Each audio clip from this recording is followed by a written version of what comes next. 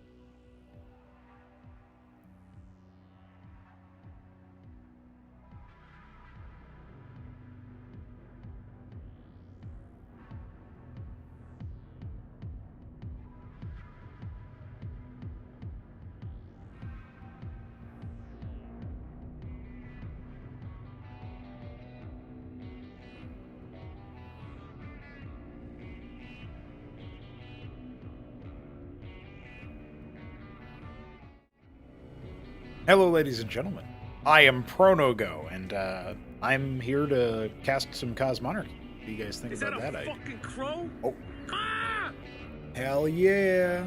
Hell yeah. We got Gama Kujira. What's up? What's up? Like a boss man. Yeah, I do have the hair pulled back today.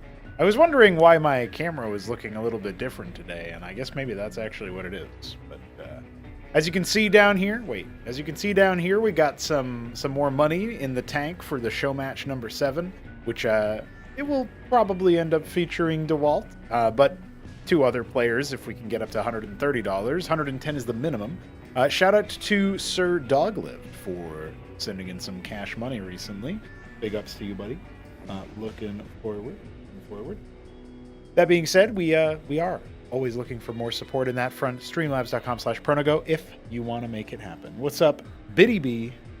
And Doglive is in the chat, and Godwe is in the chat. How are y'all? We have some exciting stuff to do, but I first need to show you guys a little something called a bracket, okay? Because we're going to be casting a tribunal match today, and it will be from replays. Will not be live. After that, we'll go into some other casts, and I think we'll probably be open and shut here in just about 2 hours on the shorter side of the streams that I typically do, but that's because I'm starting a little bit later than I thought I would, you know? I had to gobble up an extra hour of my time at work, so such is life. We got Sausage in the chat as well. What's up? Dad chat? Oh, until Sausage showed up. Yep, absolutely. But yeah, just wanted to kind of pop in here and let you guys know what's going on for tribunals. So, obviously by now, I have gone through 2 out of 4 of the tribunals live on stream. And I have also recorded, by tribunal, I mean tribunal match. I've recorded one of the other openers, but we're going to pretend we don't know any of that for this next segment, which is a very interactive segment, community-focused segment, where I'm going to be announcing the tribunal, briefly explaining what it is, showing the bracket, and then introducing our first match. So that's how we're going to do this segment today. I hope you can all join me and not spoil anything in the chat while I'm talking about it. Classic move. And hey, what's going on, Ultra 7? Welcome, welcome. All right, let's do it. Let's see if we can do this together as a community. Ladies and gentlemen, the Tribunal stage is upon us. Tribunal number 3, to be exact, of Acropolis number 4. At the end of a single elimination best of 5 bracket, one player will make it in to the proper stage of the tournament, the Battlement stage, everybody's favorite group stage. So we're going to be taking a look at a tournament bracket, because that is what I am going to do now. I have the technology. There was one commenter, I think it might have been Felixander, said I should show the bracket, so that's what we're going to do. And I'm going to try to remember to do it at every unique stage of the tournament. So we're going to go through the opening round, and then there's going to be the quarterfinals, and the semifinals, and the grand final, and we'll try to show that before each major stage. And we're going to be casting the first of those opening rounds here, so let's take a look at that bracket as mentioned. This is the very high-tech bracket technology. Bracket HQ is a cool website. We have it right over here on the screen the four opening matches here, and our 4 seeded players waiting in the quarterfinals. So we're going to be starting off here with I Am the Wheat of God versus Sausage. It's a grudge match. They were saying actually that they feel like this match is going to be representing which of them is going to either stay in Class 2 in the case of Godwheat, or get up to Class 2 at the other's expense in the case of Sausage, depending on the victor. So I'm looking forward to that matchup. But, either one of them was going to have the luxury of being absolutely annihilated by Shopkeeper Dog. At least that would be my prediction. However, maybe they can surprise me not just once in this matchup, but twice in the next. You never know. On the other side, we have the Shambler versus I Like to Eat Grass. One-sided matchup on paper. Of course, winner goes to face on Nablime. The other side of the bracket looks like a Doglive taking on Smarty Cakes. Winner will go off face Art of Turtle. And Hanmano, our South Korean representation, against Cannoli, our low APM American sensation. That's going to be a winner going up against Newt. So that is our bracket. That's how we got here. And I just wanted to show you that bracket before entering into our first match. So let's go to it. Wink, wink, wink. All right, guys. You had an excellent audience participation there where nobody said any spoilers in the chat. Now you probably can, because you probably won't see any of those. Your messages will no longer be broadcast. But thanks for hanging out and doing that while I did the video intro. We're going to be playing all of this stuff on release, of course. And I already have the overlay picked out, so pretty much ready to just get crack-a-lackin' on it. Oh, actually, I lied. I did not actually grab the replay files. The Jujic sent them. So. Shout out Admin Jujic. Him and I have done an even share so far of this tournament, but it could always go a different way. You never know. All right, so now we're going to do... Oh, shit. Oh. I'm an even more goober than I thought, because actually I can just say... yeah. I actually did have the files. I forgot that I did have the files and thought I didn't have the files. Isn't that wonderful? All right, lads. Let's do it.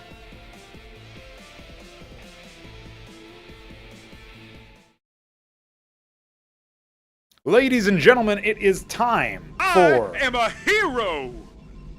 Thanks. Ladies and gentlemen, it is time for a match between Sausage and I Am the Wheat of God. I Am the Wheat of God is going to be the best homie of all time, right? Right? I mean, look, he's got the new Mason skin. Isn't that epic? By the way, that's not DLC. That's just he's playing Terran. Terrans have a new model. Anyway, is he going to be the best homie of all time? We're going to have to find out. But Sausage clearly doesn't like his map pick of Mass Destruction, and I can tell you why. It's because he's Protoss. No, I actually don't know why. Maybe he'll tell us who picked it. Yeah, exactly. Godwheat. Exactly. So we do have a pretty interesting map veto here. Knife's Edge vetoed by Godwheat. Rage Slave vetoed by Sausage. Then we get into Mass Destruction, and Punch Drunk will be our next map. So a lot of 4-spawn maps coming up here. And will be a Fulcrum. Start with the Scout going the wrong direction. Can't believe it. What did you eat for dinner, Sausage? Trying to get him typing. I see. See if we can get the nerves out there. It's, oh. Please see name. Well, with $10, I'll say it. Hell yeah. Please see name. Best home. I am the best homie of all time. That's a pretty good one. Thank you for the $10. Godwheat. You know, he's showcasing his true power. I was talking about this a little bit during some of the other tournament matches that have been played, because this is technically out of order, but it's all well and fair in Love and War as well as Love and Casting. Yeah, it should be a good time no matter what. But I did want to point out that there was one other player who right before their tournament game was adminned, not even casted, just adminned, sent in a donation, and so I think that could be like a nice little ritual, like a rite of passage almost, or not a rite of passage, just a good like omen, right, for good news, for good things. I feel like that could be really good. So I guess we'll find out if that's going to bode well for Godwheat. Maybe every time he wins a map, he has to donate. I don't know. I don't make the rules. I just I do actually make the rules. Donate. So Godwheat has got his vulture, and he is going to be moving towards this initial spot where Sausage is. He knows that. Sussed out the position. Maybe try to lure him into the minefield and just try to heckle a little bit. But when the second Draconin comes in, you do have to concede to that. We have a very fast triple Fulcrum build going on here with the Embassy from Sausage. It's obviously going to be there for the Witness, so you can clear the minefield. But what's he going to do after that? Sausage loves his artisans. Is it going to work out well or not? I don't know. That's for you guys to decide. Also, if you couldn't tell by the donation and the Chumbeka doing pushing the Ahmed button, we do indeed have ourselves a live cast on our hands. Now, these games are being cast from replays, but the cast itself is going out onto the internet live. I hope you guys can tune into some of those streams if you're watching the VOD after. Always a good time to hang out and yell at me live about like why I, deleted your favorite build because I changed some balancing or something. There's many things you can do with chat interaction. Speaking of interaction, we have an attack, perhaps, fomenting. We have 6 vultures moving across the map. Our occasional reinforcements also coming on in. It is 3 Fulcrum, after all. Starpad behind it. And looks like this mine being caught will kind of clue Godwheat into what's going on.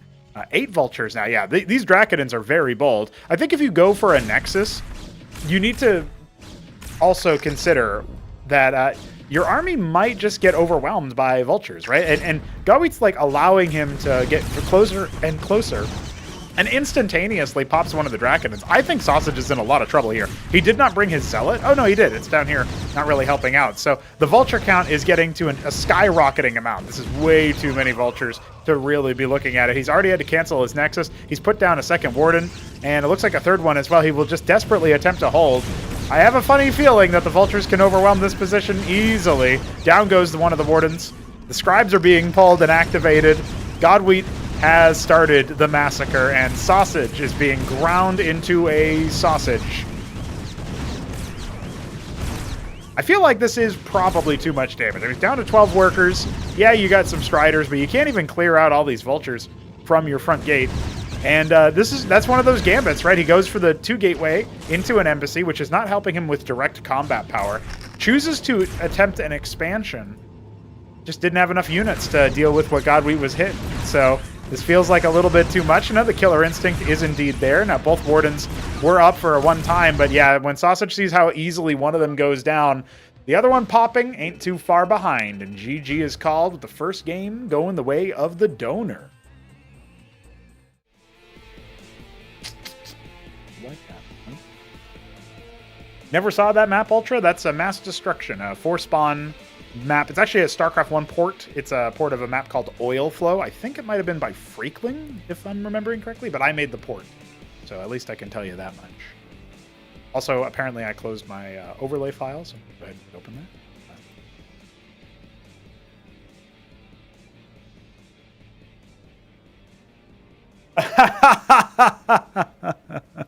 The little info comes out now. Godwheat apparently was like, let's do a macro game, and then there was a hash, and so then they restarted, and he just owns them with vultures.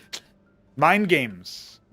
That is sometimes what happens, though, when you factor that particular aspect in. All right, let's see what's behind door number 2 here. And ladies and gentlemen, we are coming back into things here with Sausage versus I Am the Weed of God, our Protoss player on the back foot a little bit. But I just remembered, I don't even think I guessed colors last time. I was too busy, too caught up with everything else that was going on. But we do have Godwheat in the bottom left of Punch Drunk. It's Seems like he is the Alice Blue Terran, going for a Stockade open this time around with Sausage. Opening Gateway, of course, he is the Eggshell Blue Protoss. So, two different kinds of blue, two different shades, but it should be totally fine on the minimap, at least for me. Actually, funnily enough, the harder thing to do will be to tell the resources apart. But that's quite all right. Feels like right about now we are in an interesting situation with Stockade into Protoss. I feel like there is some potential advantage to making a lot of Mavericks in this matchup. However, they do start to dwindle when you're factoring in some of the splash damage that the Protoss can contain. So, good initial first scout here for Godwheat, seeing the 2 gate, kind of favoring him in that respect. He's going to come back up and see what's going on. Maybe pop around and start punching his gateway. You never know. You never know. But the Maverick is on the way. Idle Masons, Godwheat, what are you doing? It's like, I won 1 game. That's all I came to do. By the way, I have a really funny twist for following this series. So I typically update the rankings every Wednesday. And so there might be an expected result, depending on who wins. We might see some shuffling into or out of Class 2, right? But I think as early as the very next Wednesday after, there's going to be a really funny prank. And these guys are going to look back and be like, why did we even do this? Why did we even have this war against each other? Also, is it just me or does this color make the Maverick look real nice, huh? The new Maverick looking kind of suave with this color. Hold on, this might be OP, dude. Holy moly. Am I the only one? Am I the only one looking at this and thinking, whoo, baby? That's some nice model work, Solstice. Really brings out the dark in the model. Oh, man, there's something pretty nice about that one. I'll say it. Now, what's not so nice for Sausage is that he has no idea where his opponent is. It looks like he will go for the N Scout, which is where you sort of draw an N or any other shape. Surely there's a better word for it than that, because this is more like a Z Scout. Anyway, Crisscross Scout, Tic-Tac-Toe Scout. We'll see the Stockade units exiting. Where are the units? This time we went 3 gates, so it's a little bit more defensive, right? A little bit more unit heavy, I should say. But there's a lot of Mavericks here. And Sausage is not paying attention, so he's allowing his units to just get run out. I love the pre-stim there. Very good. 100% uptime on stim. Sometimes you can over-stim, but not right now. No, not really focusing down, but he might pop 2 Draconins at almost the same time, and that's going to be quite the shock to the system. That should be just about it. I think once you pop those 2 Dracs, you might consider popping over and trying to stim down the Scribes, right? But trading down the infantry in the early game for some extra Draconins, it's certainly going to put the fear of God in your opponent, but it might also trigger them to think, okay, maybe I can counterattack. And look at this. Godwheat going for a base on the high ground, hard to scout. Looks like he's cleaned up the Scribe. I'm going to quickly check around. Yeah, this guy's got a kill, so that tells me, all right, he killed the Worker Scout. But then, following that, he's got a Trojan that is just about to finish up, and he's got Cyprians on the way. So he could go for a drop with, like, minimal units, or it looks like he is just going to go straight up with Maverick Huracan and try to hold with the units that come out. Now, oh, here's a problem, though. Oh, wait, did he not see that? Did he not see that? His screen was not down here, but I guarantee you his units should have been able to. So, I mean, he's got the Warden, but he's already pulling the units back. I think he's figured it out. Grand Library comes on down. Godwheat, for some strange reason, decided to walk over here to an area where he was not. With the idea being, you know, I don't know how conscious he was thinking of it. Sometimes this happens on instinct, right? But you're like, I'm going to drop him. So I hope his army is on the other side of the map. But then you don't respect the fact that his army could be on the other side of the map, which is what you would want. So missed opportunity there a little bit. The Draconin out in front. Nexus is being put down, so there might still be some opportunity for some damage. Huracan's going to get some good splash. They're going to stim down the Warden at the very least. And some workers could end up going down here. We were on Sausage at 25. Looks like only 1 worker going down, and the Trojan will not escape. A little bit of mining shut down. Oh, actually a lot of it, since it was allowed to go all the way back here. It wasn't retasked. And of course, the Ministry is complete sooner than the Nexus. So this little worker deficit here that Sausage is at, or that Godwheat is at, will easily be overtaken. Anseal and 6 Stockade, even though 4 of them are idle. Give him a pass for now, I suppose. We won't, actually. He's got enough money to be having him operate. Noob. For a second, that Trojan corpse on top of the gateway looked like a vulture, and I was really confused. Don't worry, guys. I won't be confused for long.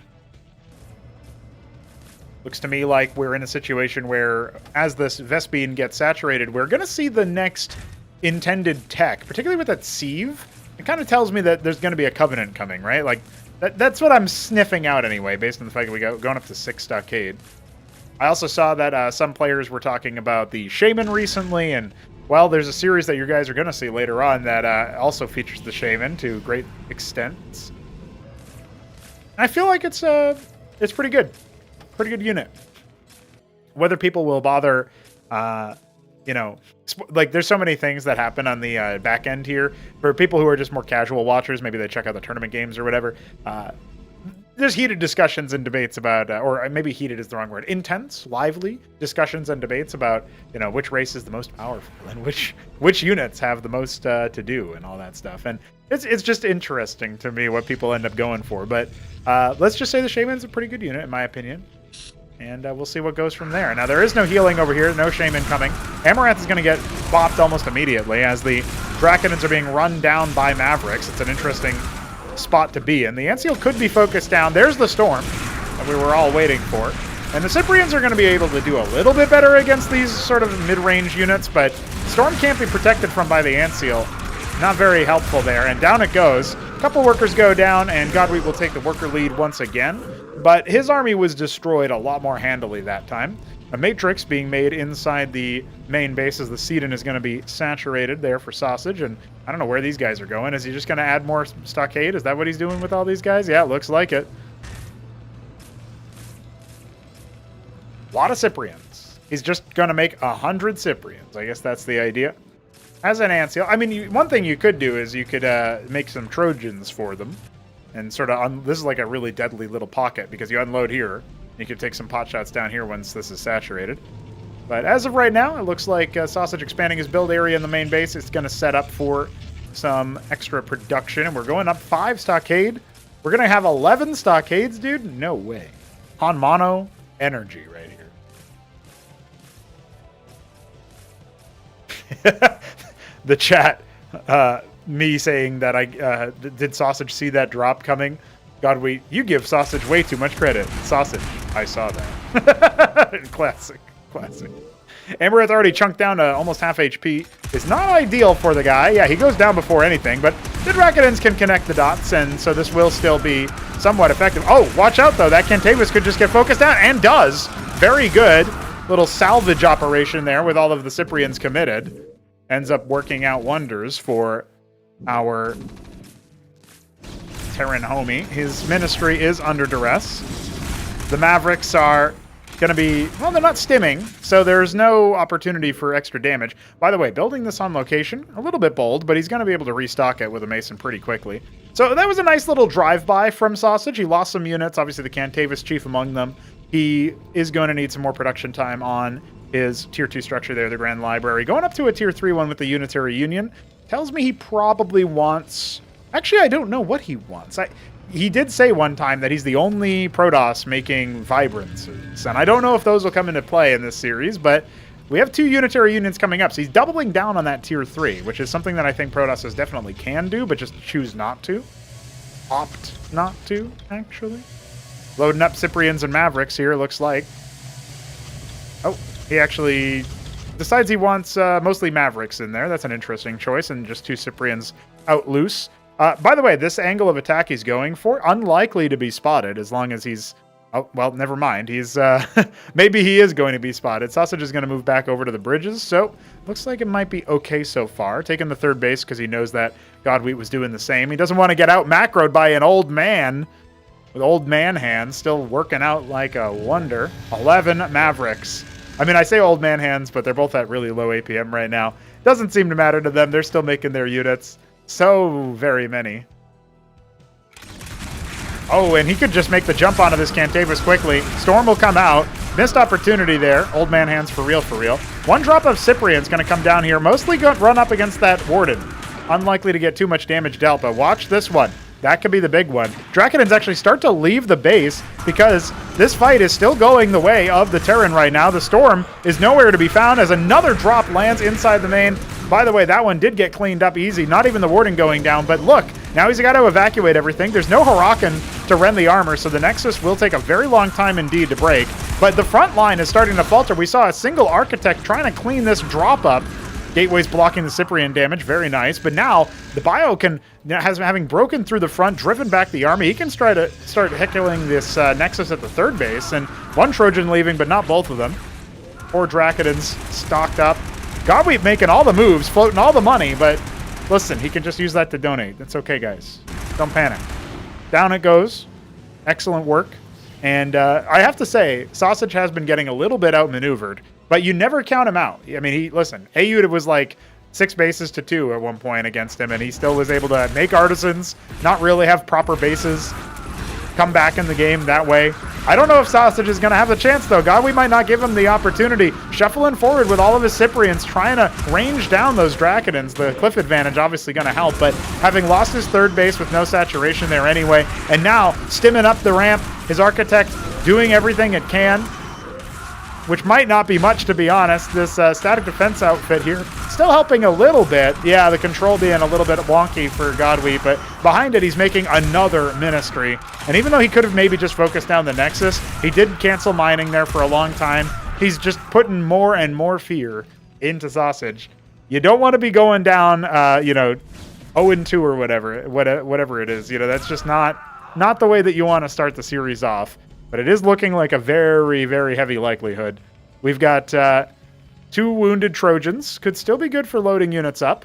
These Drakenins are in hot pursuit, but the reinforcement rally is coming. And Sausage can ill afford to lose individual units like this. He does have 3 Architects, and it's just pure Cyprian.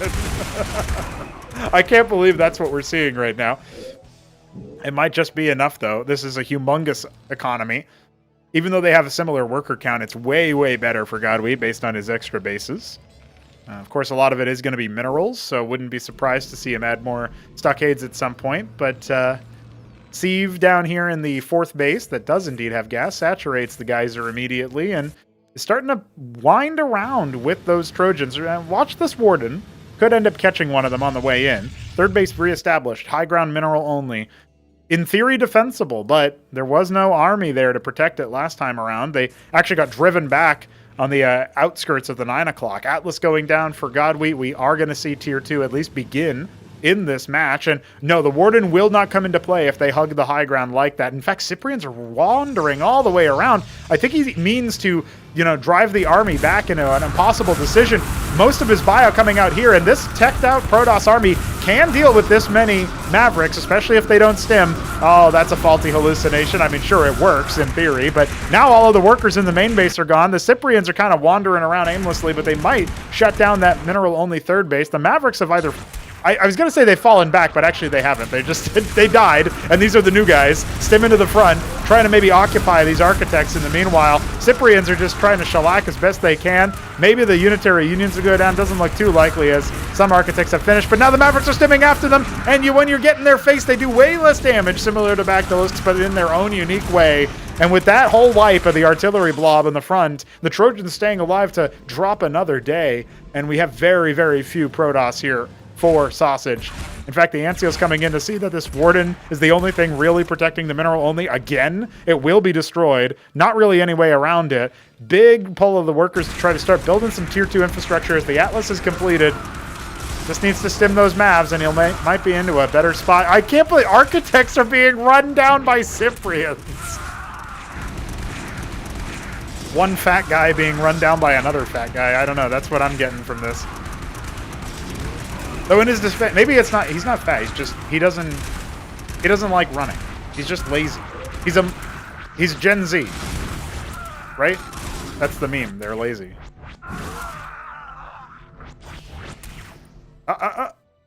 Just tickled.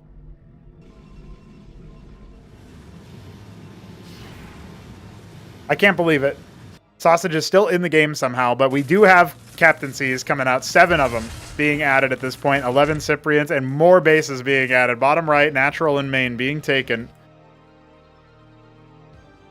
You love to see it. Every base being combed through. Sausage, why are you still in this game? Godweed thinks through me.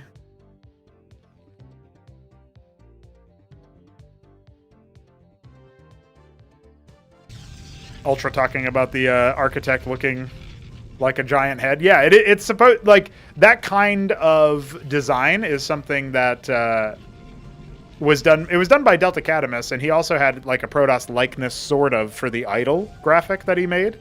By the way, he sent me a new simulacrum today, and I've just about finished processing it, so that'll go live after the stream at some point. But worth pointing out that the architecture of basically having a Protoss visage as part of their unit, I think that's really cool. Not just for the architect, it's also there for the Anthelion, a few other things. But I like it. I dig it. It's pretty neat.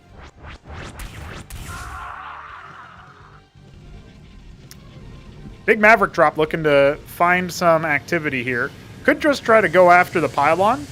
If the one architect, let's see what happens here. Is he going to stim after the static defense and then kill the crucible and so on? Feels like that's exactly what he wants to go for here. Even goes for another stim. Down goes the pylon. That's going to unpower one of the unitary unions. The other one is still technically within power range, it looks like. No, never mind. They're both unpowered. Yeah, you can see the disabled tag here. This one says unpowered in a different way because of the...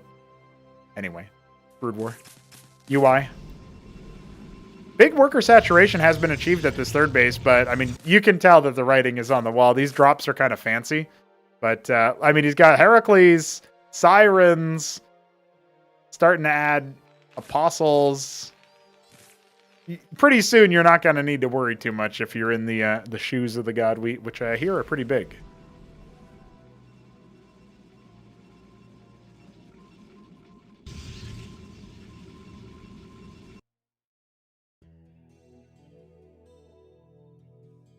Navigating outward. Feels like there's maybe... If you can get to a point where these architects are basically perpetually staying alive, ranging down enemy units, and then the zealots are like the chaff that keeps them at, keeps the enemy at bay. Sort of like Zealot Dragoon compositions versus Terran, where you want to trade when the zealots stop, tanking shots and whatnot. If we can get to the point where that's what's happening here for Sausage, he might be able to play himself back into this game. It's going to be a long one, though. Like, we're talking 30 minutes if that's going to happen. And we'll find out pretty soon because the Bio Ball with Tier 2 is definitely right here, right now. Apostle's pretty close to the front line. That one was earmarked for death, but the Anseal's protected, and the Sirens have wrapped around the Zealots and are starting to pull those Architects back in. Remember, I said that was the win con, or at least the stay in the game con for Sausage. And yeah, as soon as that happens, his army is done for. Toast. It's over. Game 2 for Godweed, and one more match required, and Sausage is out of here.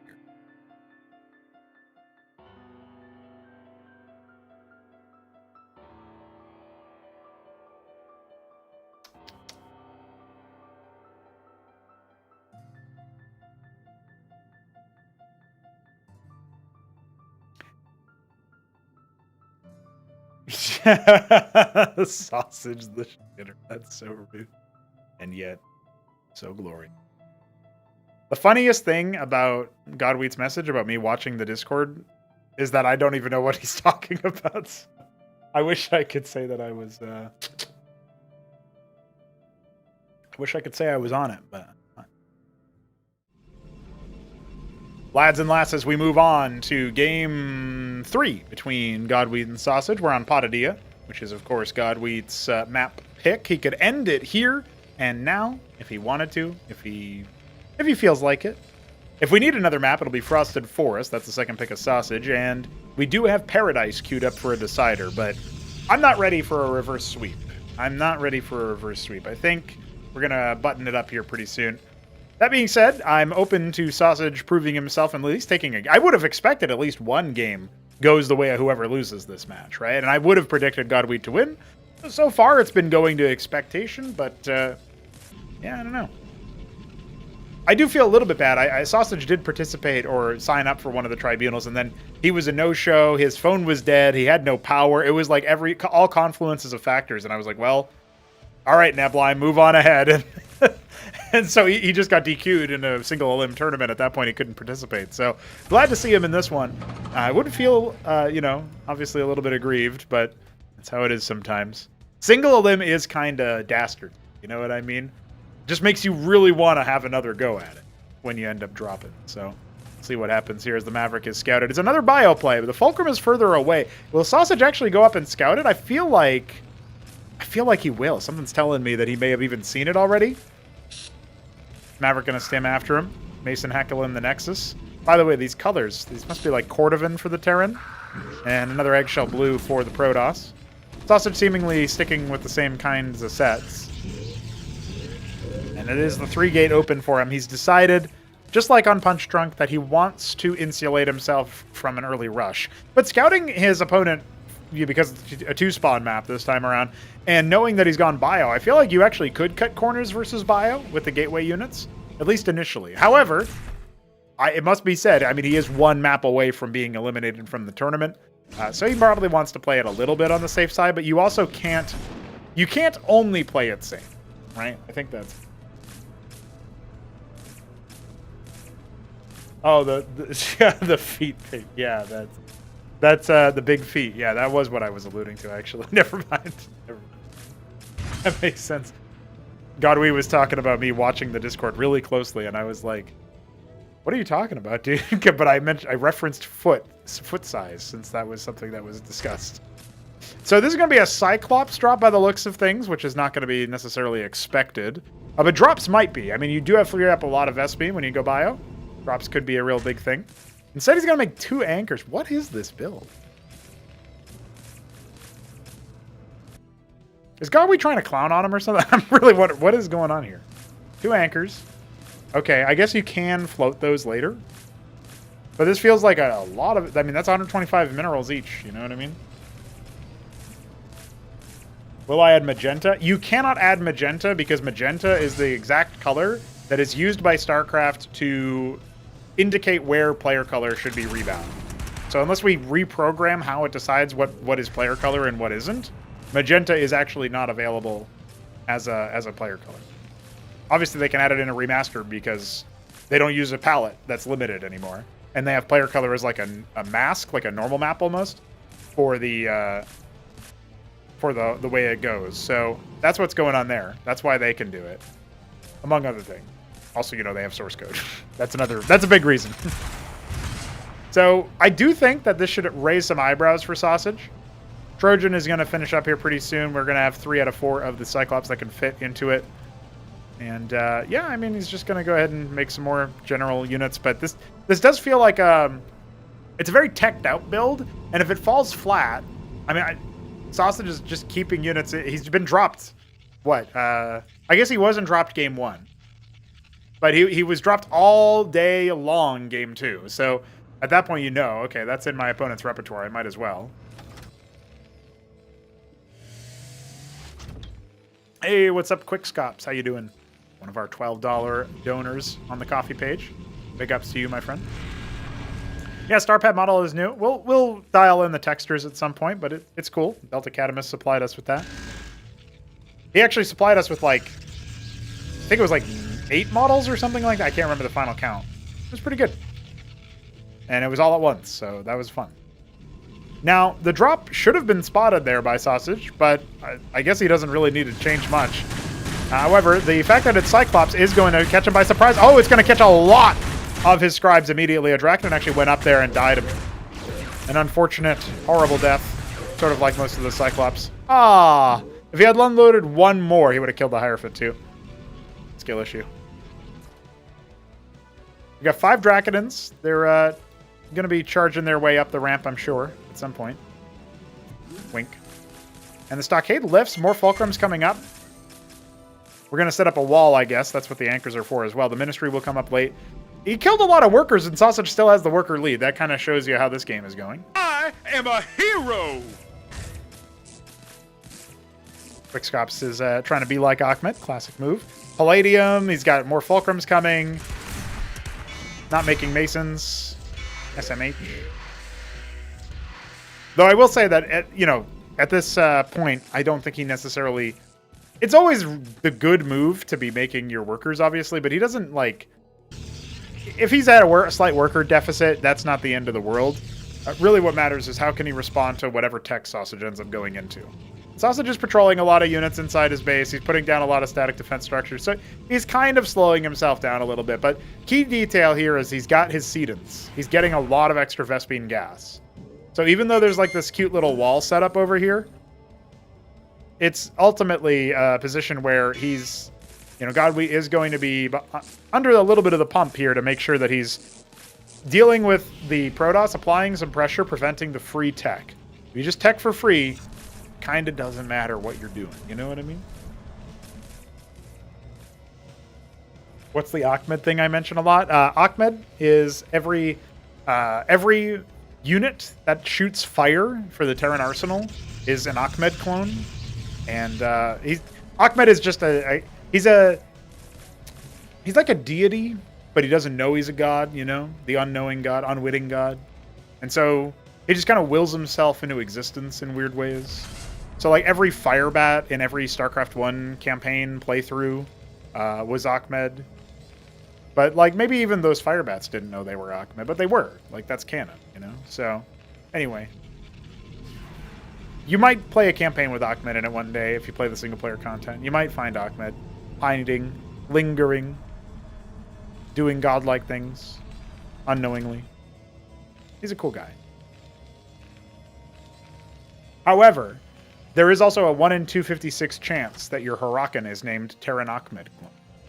So that would definitely indicate what Ahmed is as well. Alright, feels like with the double Unitary Union build, Sausage really believes in his ability to make double Architect or a lot of Architect in general, and maybe a couple of Cillians here as well. With Phalanx, it does get a little bit chancier, unless the Architects have some kind of cliff advantage. Maybe then they can do the thing. By the way, Patadia, notorious map for having a hard time building up a third base.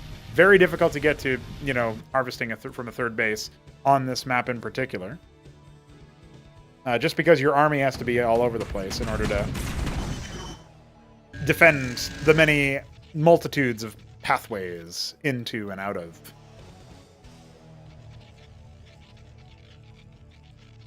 You know what I think? I'm curious. If you turned this bridge in the middle into just water, I wonder what would happen. It would bisect the middle of the map completely. It might make it so that it's a little bit easier to pick a spot and like kind of defend it from what, you know, instead of having to defend it from say 3 angles, you'd have 2, you know, that kind of thing. I don't know, just a thought. More Fulcrums being added. Blackjacks are being made. Very, very expendable and cheap unit. Got some Cyclops and Phalanx mixed in as well. And of course, the fully loaded anchors are moving away, moving aside. Anseal revealing the witness, but not killing it. And landing they shall. This is a very interesting scrap cobble Terran army. The Phalanxes are going to go ahead and deploy. And that should be the end of any sort of mid-range fighter here from Sausage. And the anchors are just going to advance.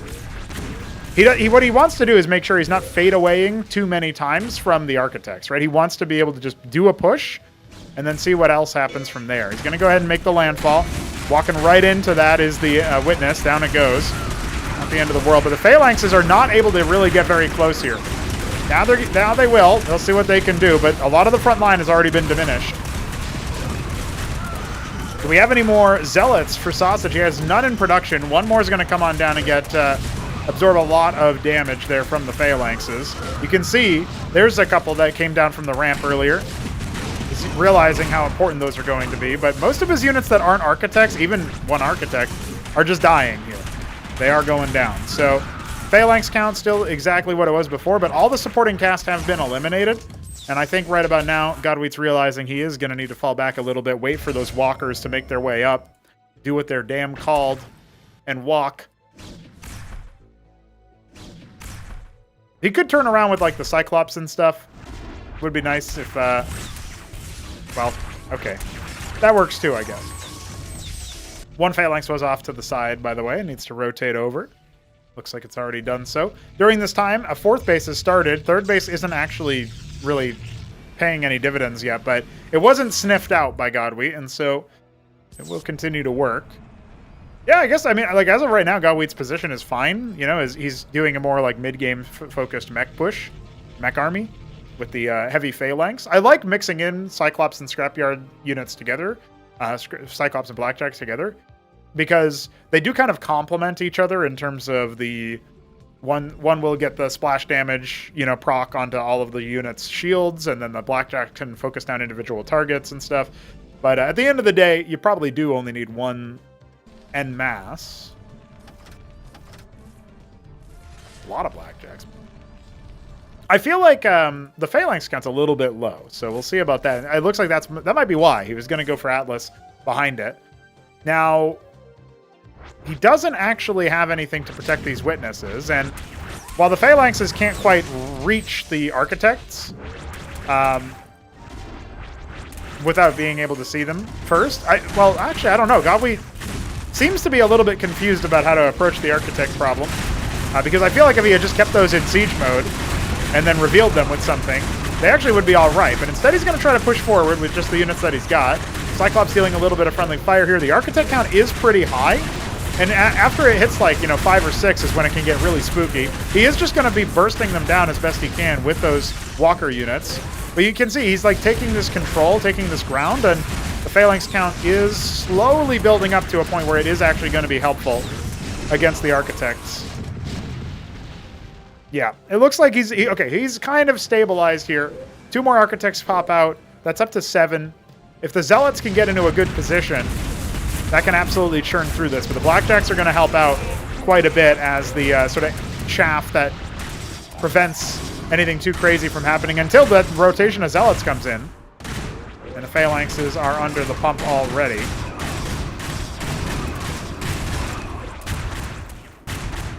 Yeah, this Architect count is pretty scary. Some Vultures have been made. I actually really like the Vulture into Architect. I think you can just lay mines and frustrate their pushes to pretty much anywhere.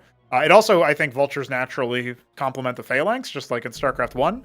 You lay the mines, the Phalanxes shoot the units that are stunned. They don't miss, you know? One shot from that Phalanx as it ends up falling down. Vultures do a surprising amount of damage to Architects, actually. There's only a little bit of armor between them and their opponents. Stun, obviously, a little bit toothless right now. Nothing to follow it up with. Some Masons have arrived as well. Base number 3 has been set up in the meanwhile for Godwheat. Captaincy's on the way. He wants to grab those Sirens ASAP. He's got a lot of Vespene in the tank, but not a whole lot of minerals. Can we check his saturation? Is it just because he doesn't have that many bases? Ah, his main base is very undersaturated. But, I don't know.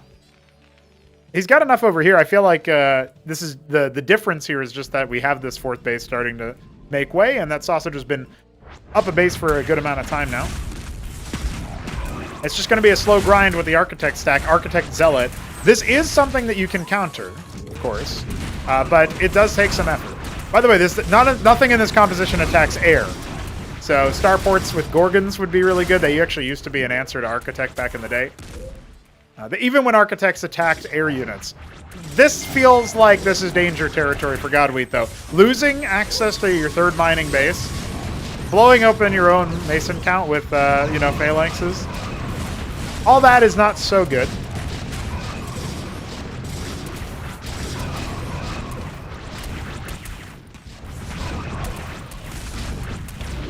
Well, this is where maybe Sausage might overextend, losing a lot of his Architects in the process. I mean, I know he still has 7 of them, so he hasn't gone like too far below the danger limit.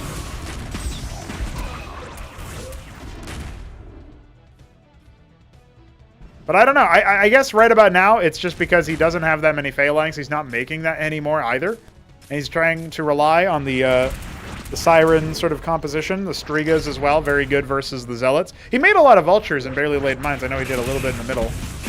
That would have helped out as well. The Witness finally goes down. That was being used for spotting for some time. But I think with the Zealots in the way and the Architects just ranging everything down, it's just going to be a rally into death here. And Godwheat not going to be able to make this series flawless after all. A bit of a shaky game for Sausage, considering how bizarre Godwheat's opener was. It did take a little bit of effort for him to overcome the mech composition in the middle, but at the end of the day, the economy was just better, and Godwheat made some blunders with the units that he did have, and I think this is basically a wrap. I mean, when you lift your natural, and your main's depleted, and your enemy starts the vibrance. Maybe not that last part, but time to pack it in. Ecclesiasts being the unit to help out is very...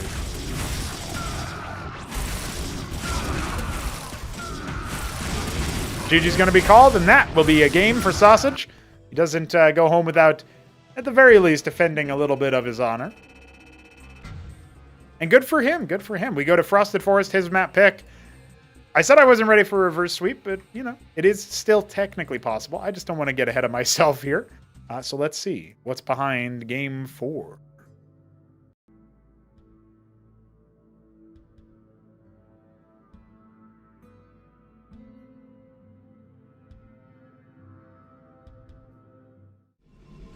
Ladies and gentlemen, Sausage in the bottom left is going to be our Eggshell Blue Protoss. His map pick of Frosted Forest, and he faces Godwheat, who is in the top right as the Court of Interin one more time. Protoss have posted a dub. Don't tell Alexander. He will not be pleased.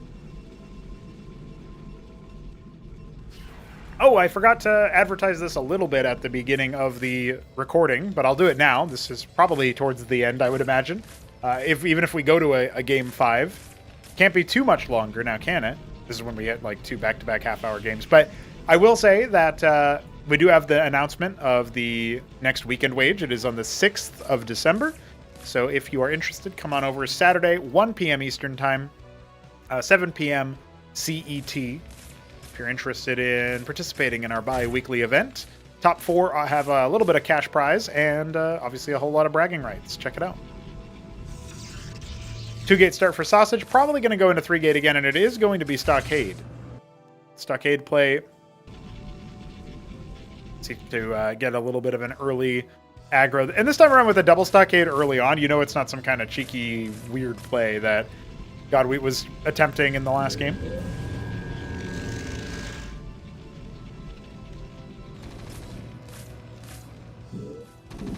And 420 Quickscops in the chat talking about what if we get the like splash art basically, and we get to see like a victory and a defeat screen. We're gonna need one for the Escozi, so there is that at the very least. But making new renders, maybe like varying them up, you know, having them randomized, that could be pretty cool.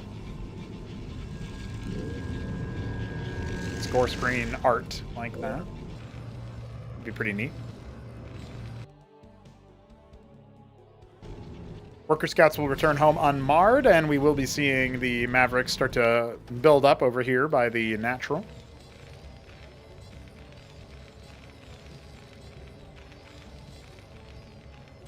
Godwheat's idea to make it so that if you're the score screen art actually, you know, reflects the score, and so if it was like, I think maybe what you would do is you would have score screen art of based on different times. So if it's like a game that goes 50 minutes, you know, there's like a Star Sovereign looming overhead glassing something, you know, because if Protoss were involved. Just as like a marker that like, yeah, that was an epic game, so it has epic score screen art at the end. Yeah, low, middle, high level of epic. Yeah, that's pretty good. I like that.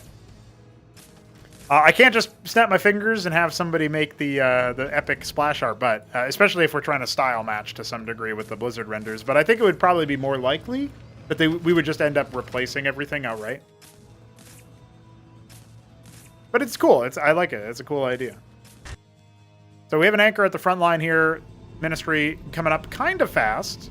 Nexus will be down soon as well. There it is.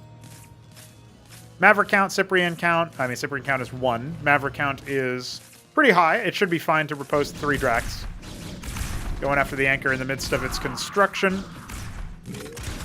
Cyprians are here to try to chunk them out. Takes a little bit of effort here, but down it goes. All right, let's get him in the anchor. That should drive this back.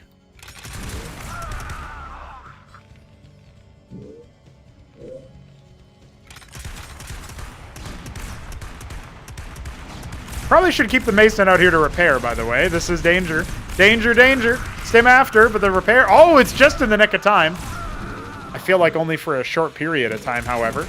The micro, oh my God, I can't believe it. So he brought 2 Masons to repair, but I feel like he needs another one. He just puts down another anchor in the meanwhile, and he's adding more and more Cyprians to the mix. Well, I mean, with this many Cyprians, if 5 Cyprians are shellacking your 5 Dracodons, it should be pretty difficult for you to get anywhere with that. What's Sausage doing behind it? His Nexus is not quite finished. Looks like it just now warped in. And we will get some Wardens for anti-drop. 3 gates still. No Embassy yet. You don't need the Embassy as badly when you're factoring in the lack of mech, right? You don't need to be playing Minesweeper or anything. Triple Stockade. We have more Cyprians where that came from.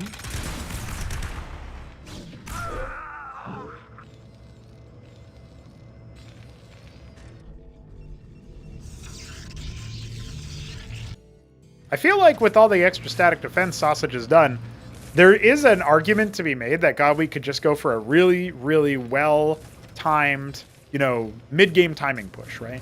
Where all of his resources have been leveraged into the push. And then the static defense isn't that helpful, right? Mason exploring, scouting, seeing what's up. You can see Dracodon starting to look around for things, but the Mason scout doesn't get far. You sure about that? Are you sure about that? You know what I mean? But okay, are you really sure about that? The Cyprians are just going on a bit of a walk. Dracodon is actually, it dodges the shot, so Sausage might not even know that that's happening. Third base very quickly here for him. A Cyprian walkout is so weird to me.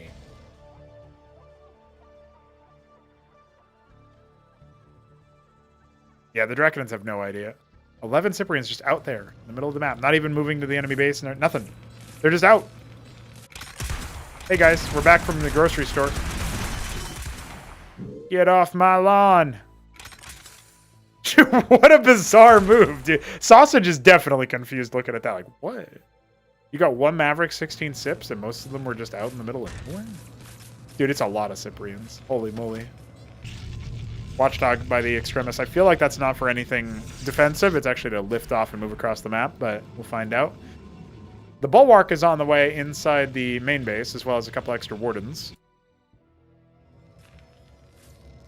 Honestly, Godweek could just put down a Ministry right now and then just, like, kind of turtle up. I mean, he doesn't have a lot of room, a lot of play, but if he was to go for a third base really quickly, that would be hilarious. Because it's such a, like, demented early game. I don't even know exactly what he's doing. But yeah, it looks like he's actually going to expand on location. Just be like, yep, that's fine. Unitary Union has begun. Extra stockades are being prepped. He's actually spent most of his minerals again. So he can't do the Ministry just yet, but he will do it. Weird. And to some extent, I must ask why. Has to pop that Warden, apparently. With the weird pathing it was causing. Makes sense. Checks out.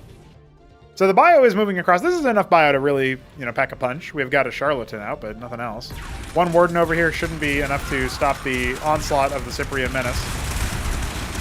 I'd say the stim. I mean, it wouldn't be wasted. Warden's still alive, by the way. Gonna kill an extra Cyprian for its troubles.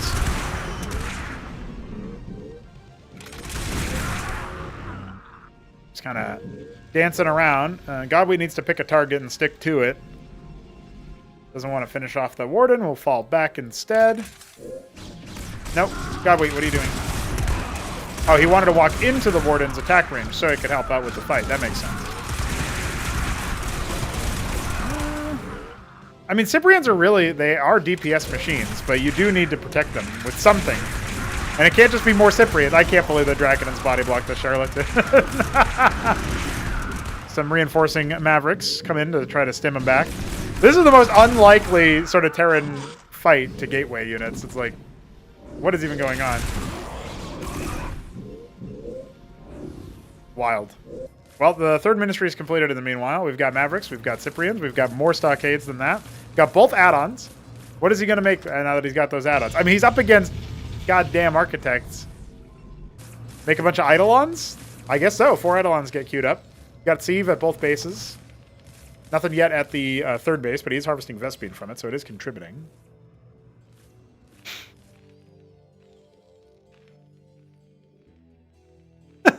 What a wild.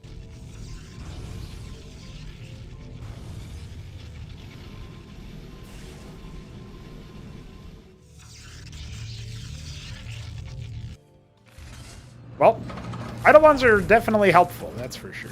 I look forward to when we have a new model for them as well. But it's we're getting there, guys. Pretty. I mean, it feels like we got a lot of pretty cool new stuff in. We'll make some improvements to the Mason model, and then we'll be maybe there's a couple of small things we might dial in about the Maverick. We'll find out, but it's going to be a fun time for sure. Eidolons are pretty epic. In theory, their model doesn't matter as much because they're permacloak, but they probably could be a little bit taller, just a little bit. He's got the high ground. Sausage finding that out the hard way. Draken's getting popped on the sides. Maverick's not even bothering to stim just yet. Now they will, but the battle is mostly over.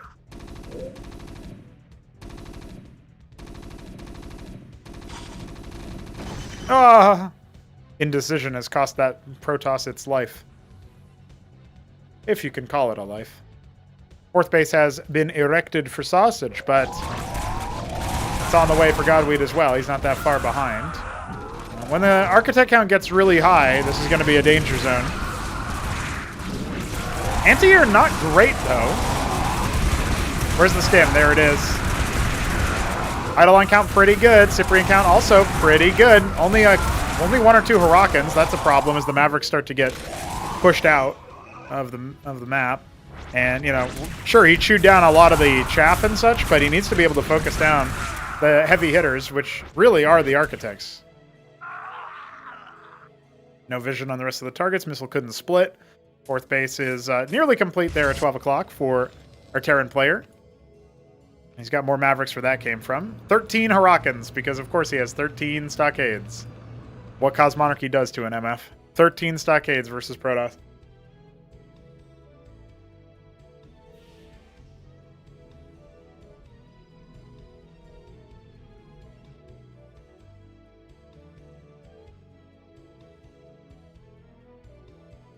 On Mono would be proud.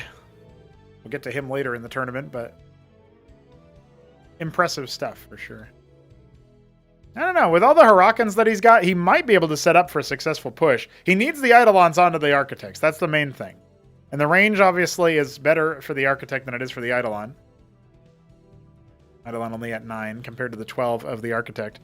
But the Eidolon's a little bit easier to move around, right? That much is easy to say. Well, all those Zealots getting annihilated. Hurricane Cyprian combining. That's a very big mulching ground, and there's more bio where that came from. So some more Zealots still left alive. They will be brought down eventually, those Hurricane procs being very efficient, very effective. And yeah, you can see the Architects really only need 1 or 2 volleys from those Eidolons and they're toast. Right now, busy dealing with everything up here at the northern part of the fight. 1 Architect has gone down so far. The count needs to be managed a little bit better here. Godweed does need to focus down on those. Base 5 going up in top left. Hasn't started for Sausage, is on the way for Godweed. 10 Eidolons a pop, 5 Hurricanes as well. Added even more Stockades since the last time we looked at it. But yeah, as soon as these, as soon as the Eidolons get exposed to just about anything, they are going to take a humongous set of hits. More Hurricanes coming in to try to soak up shots and absorb some damage. Yeah, when the Eidolons can stand still and just do the fighting, do the shooting, it's real ridiculous. This has been basically an ARAM, right? As a, you know, to quote League. But finally, we have a little bit of a wraparound. The Hurricane's going after the workers. That's not bad. There's a lot of good damage dealt there. Oh my God! Sausage, do not do what you just did. He seems to have corrected it for the proper drop, but the little drill there. But that was danger. Atlas on the way. He's making more Eidolons. Definitely could have some more Hurricanes, of course, always. Hurricane Eidolon, very good. Oh, you have to long distance mine that, Sieve. Pretty good.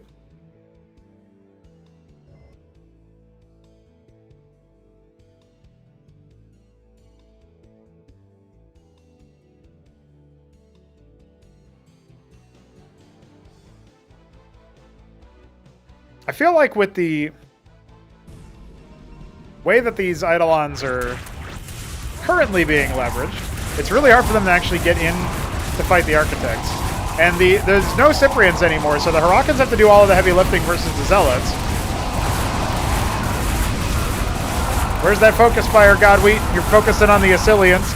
Really just from a front-to-back sort of fighting style, but this means that the Architect Ball never goes away, while the Bio is still being driven back. And so that is a pretty big problem.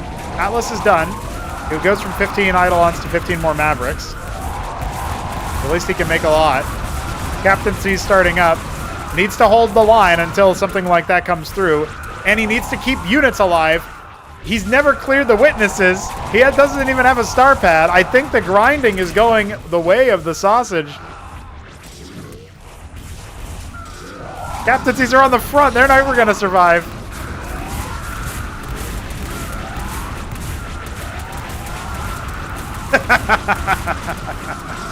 "14 Architects are pretty deadly, man." And I feel like most of them, I think he only lost one Architect the whole game. Architect beats Bio and Mech. GG. And that, my friends, means we are queued up for Game 5 and perhaps a reverse sweep. Unbelievable scenes. Let's go to Paradise.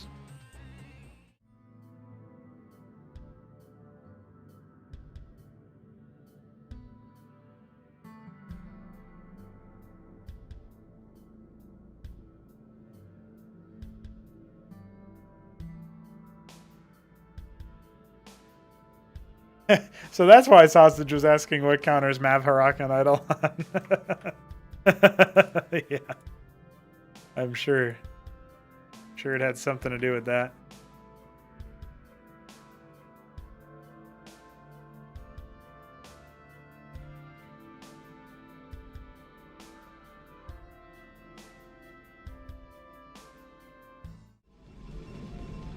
For Game 5, it's Sausage. In the bottom right, Eggshell Blue, Protoss.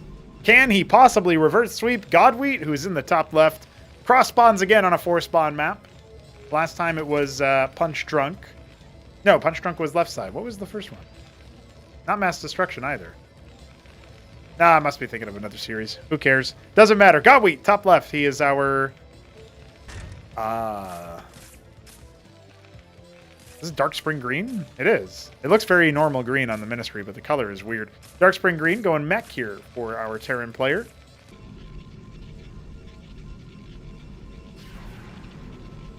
I'll never make Eidolon again, says Godweed in the chat. Well, I guess you are going mech, so that is likely the case in this series. But somebody else will make them and win a game, and you'll be like, never mind, they're good.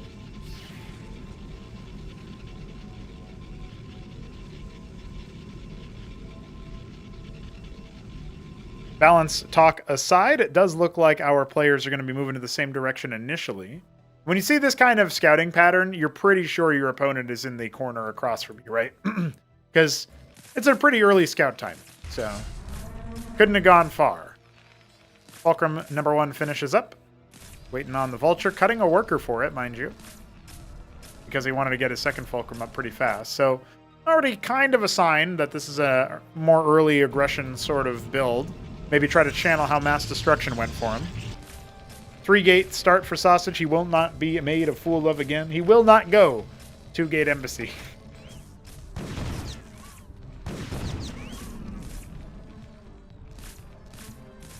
Maybe somebody one day will be like really, really good and they can just walk up here and count workers if they can get in. But I don't think that's ever happening, so at least not for a while. Not for like maybe another year at minimum. So I think in the meanwhile we will... we'll see the Vultures, and you'll see the two Fulcrum, and you'll just be like, yep, I have to prepare to defend Vulture Onslaught. Let's see what Sausage wants to do with that. It's a very Drac-heavy composition for him. Hey, it's Beaver! What's up, Beaver? Big call.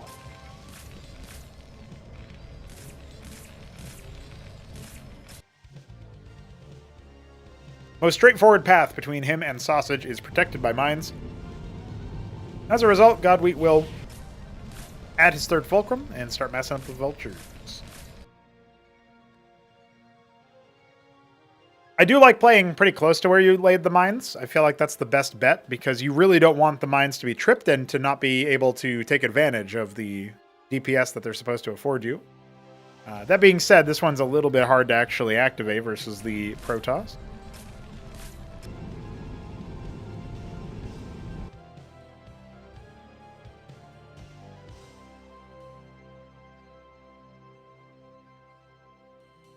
Overall, Sausage has obviously adjusted quite a bit, but the biggest adjustment was the 3-gate. And the fact that he didn't get bamboozled by the drops and the sort of rope-a-dopes that Godwheat was doing on Punch Drunk. So, first it was 3-gate, then it was guard your main base against drops, and the victory condition was basically Architects so far. However,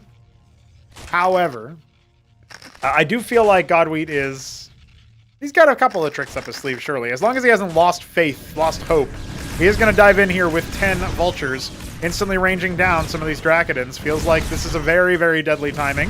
He just needs to stick with it, fix the next couple.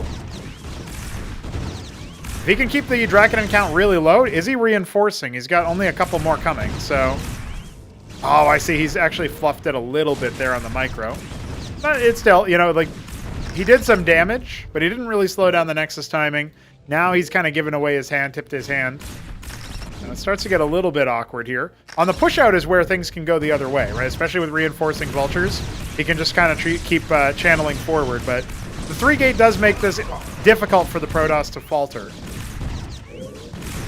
Their units are just a little bit too tanky. Oh, I don't know.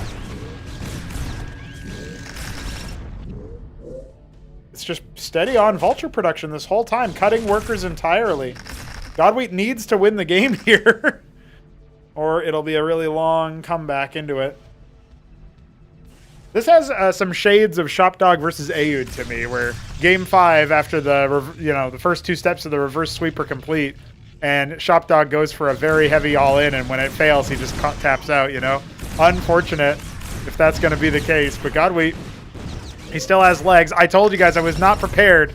I was not ready for the reverse sweep. And Sausage knows there's mines there. Sausage was ready. He's holding the Vultures at an arm's length. A Warden's going to be allowed to finish. You can ignore the pylon. That's a bait.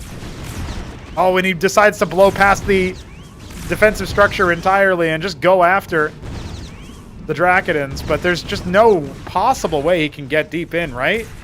His Vultures are going to take a couple of licks on their way through. Laying the mines. Panicked. Laying all the mines. He can go after that Dragon. That's pretty big. Can he possibly shoot his way out of this situation? He has found his way in a very committed spot. He's going to kill a couple of Scribes here and there, but that is not going to be enough. Remember, there's 2 Nexuses making them. Oh, man, he's starting to run out of steam. The Vultures, they're on the rally point on the ramp. He needs to get them over here. He needs to link up. Old man hands. Can't fail him now. Laying the mines. He's caused a lot of chaos. Oh, man. The rally off of the mines there. That's kind of big. Has Sausage remembered? Oh, no, the Warden. The Warden. It's so big right now, man. It's doing so much damage. He could have popped that so early. He's standing on top of his own mines. Some of these Dracodons are pretty low. That one is almost guaranteed to die. The Scribe. The Scribe says, hey, this is your petard. Feel like getting hoisted? Will he finally kill that Warden? He's being body blocked by a worker that has 1 HP. He doesn't even kill the Warden. Oh, no. Oh, the upstart, the young gun, has survived the dad. And Godwheat isn't admitting defeat. He's not, you know, transitioning into another spot where he makes like an extra fulcrum or he makes Masons or anything. He's still he's trying to like sneak back in with the guard of Sausage dropped, but I mean, this is pretty hard, guys. GG. Well played, GG calls it. That's it. Godwheat has been relegated to admin, or shall we say dadmin, and Sausage has completed the reverse. I can't believe it, man. Oh. Some of those games were hard. I understand why Godweight dropped a couple of those matches, but even the Vulture one was so close. That last one was so close. If he picks that Warden, he might seriously be able to just win the game.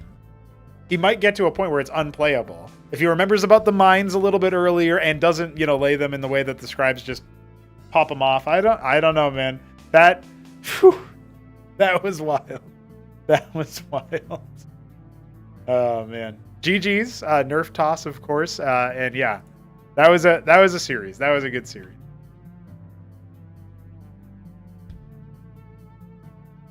Game 2 best game. I feel like game 2 was pretty good. Game 2 was pretty good. All right. I also feel like we are good to pivot over to some other matches here pretty soon. By the way, I'm streaming at a higher bit rate than I typically do. So you guys can tell me if that's been going well or not. I don't know if you guys have noticed any internet issues or if the picture has looked any crisper or anything like that.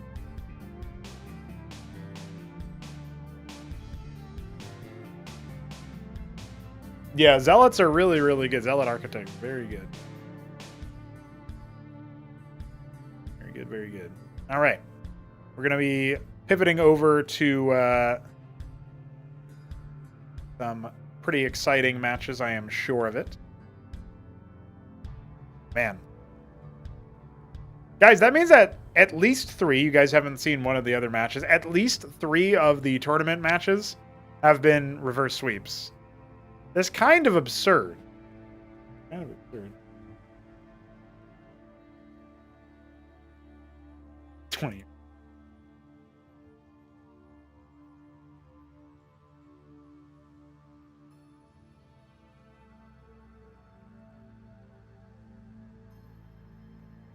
What's up, Lucy? Yeah, the Phalanx deployments are omnidirectional, but that's been like that from a very long time.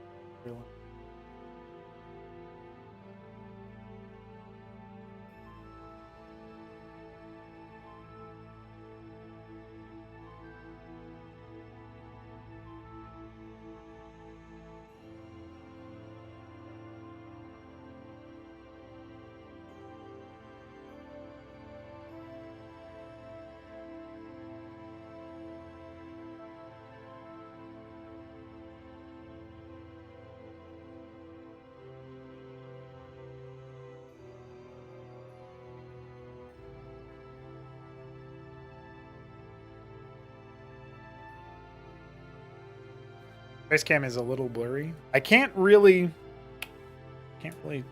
do much about that, unfortunately.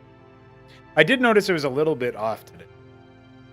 Sometimes every time I launch OBS, it like changes every setting for some reason, and I never did figure out why.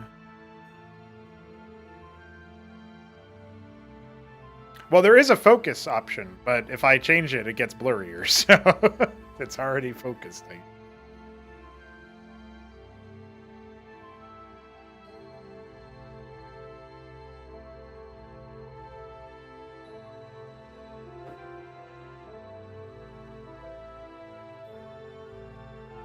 I think it's time to face fact. I need a different webcam.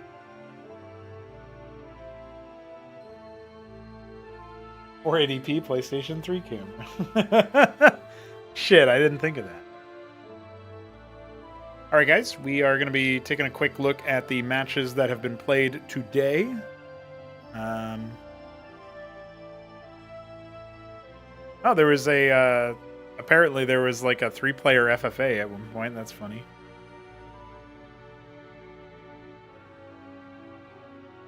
Oh, shit. They played a 3-spot. They played 3 players on Knife's Edge? What the fuck?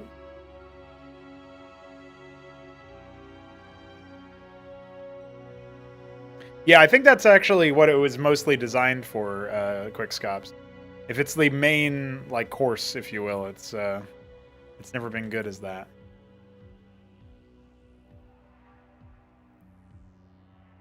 All right. Let me go to...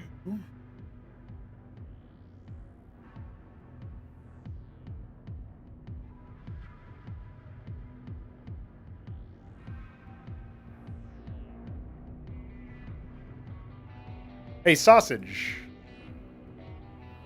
Oh, never mind. You weren't in this game. Hey, Godwheat. You were in this Bigger Game Hunters game and this Knife's Edge game.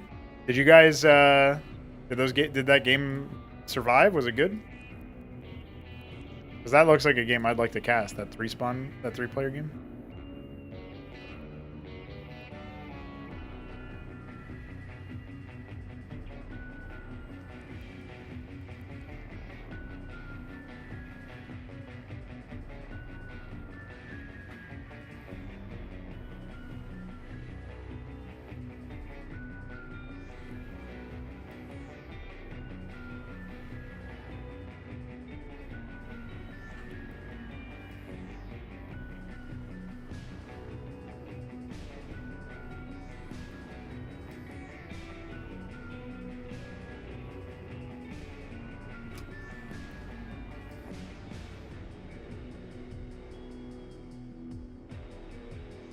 I can't believe this guy didn't answer my question.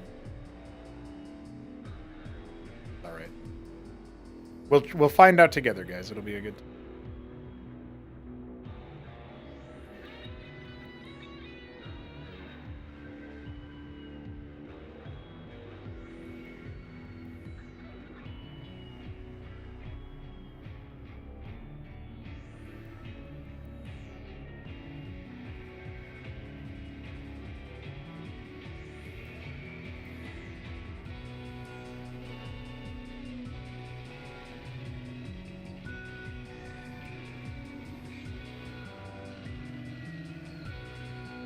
Oh shit, it's Smarty Cakes! What's up, buddy?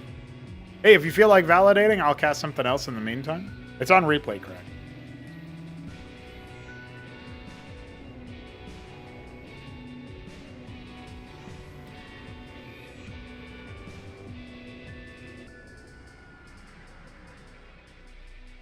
Oh, there was a game between Neblime and Arbiz I wanted to cast. That's a...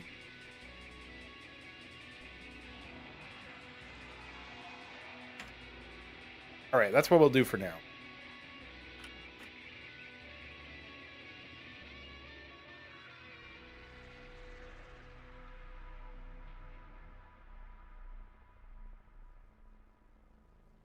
Will we get to see Dog Live? Dog Live Smarty, I actually already cast it. But it'll be on YouTube Friday. That's when you'll see. Yeah, the Knife's Edge match. You could also try to validate the Bigger Game Hunters one, too. That would be fine. I'll cast both of those today.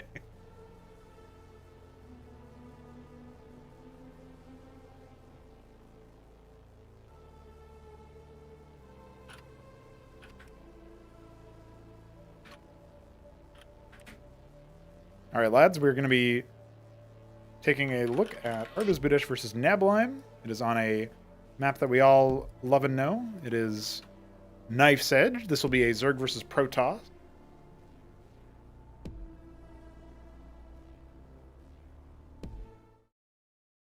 Hello, hello, everybody. Welcome to a match between Neblime and Arbiz Budesh, who is down here in the bottom left as the Tyrian Purple, Palatinate Purple Zerg. In the top left, we have Neblime as the... Ooh, I'm so tempted to say lemon, but I will say sun gold. It's beige. I was wrong on both counts.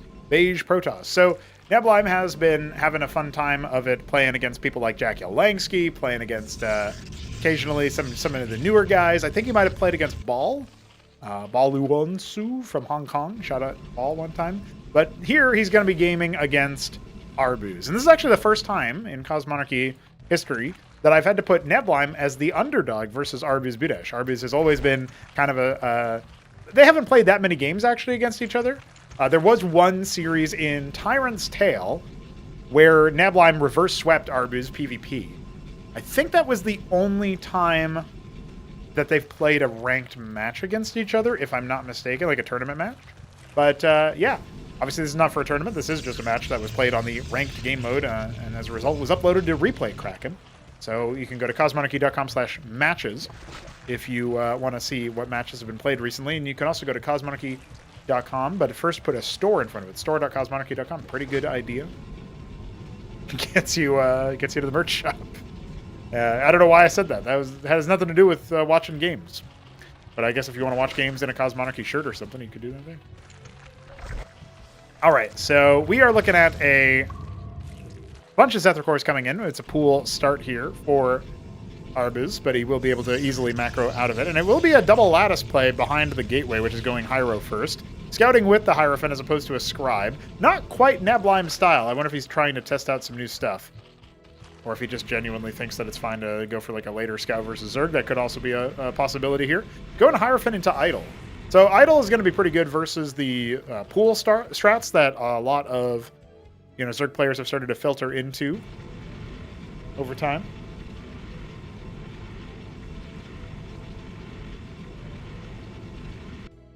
Hierophant going to go the wrong direction, so it won't be home to deal with the Zethra cores that are going to be running in here. But there is a Zealot, and there are idols. There's a single idol. And yeah, as soon as you see that, plus the fact that the Scribes can be pulled, the Zethra cores can't really do too much in that situation. The Hierophant has caught the one Zethra core. Got a couple Quas. And it looks like Arbiz is going to be gearing up for an expansion behind this move. For that, you probably want to be a little bit further forward on your Saber, but which is what we call those little outcrops, plateaus, ridges. I typically stay away from saying the word ridge because that also means Vespine Ridge. And that's just rude. You can't call multiple things the same thing. That would be wild.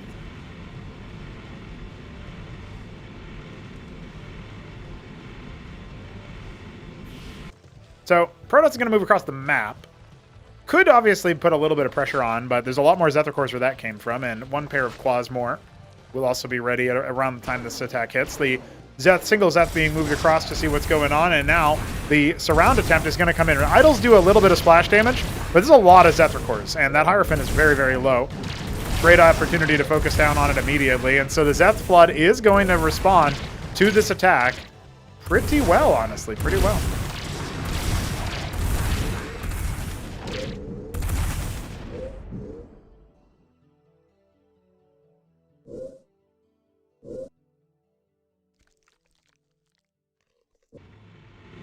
I can't believe Luciferius is just in Twitch chat live, or YouTube chat actually, created a bounty for Paladin wins. Now, the Idols are definitely going to struggle with this many units, and not that much frontline to chap them up, but they will do what they can. More units coming down as well.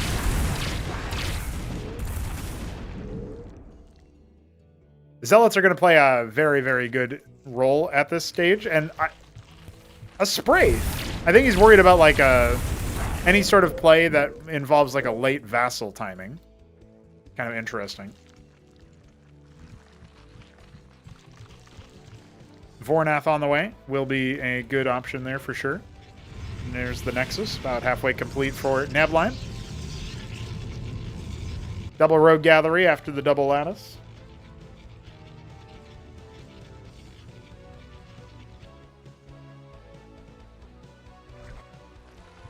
Pretty heavy amount of pool units, obviously, and now starting to get the static defense set up, as well as, of course, a little bit of saturation going for the natural. Feels like the storm has been weathered, and with the Protoss retreating to defend their expansion, Neblime is letting Arbiz off with a warning. Let's see what the transition point's going to end up looking like. It's fun, because Arbiz used to be the Protoss player, obviously. Not the only Protoss player we had, but for most people who are watching Cosmonarchy, Neblime has been the Protoss. And that's cool, but in my head, he's always been a little bit more of like, he started off playing Terran, but he's always been a bit more of a Zerg player. I think his best play was probably with Zerg. Now it's been a while since he's done that, but interesting stuff. Why is the Scribe is single-handedly scaring the whole Zerg army back? It's got that extra Kagra spread, you know that there's been some static defense made.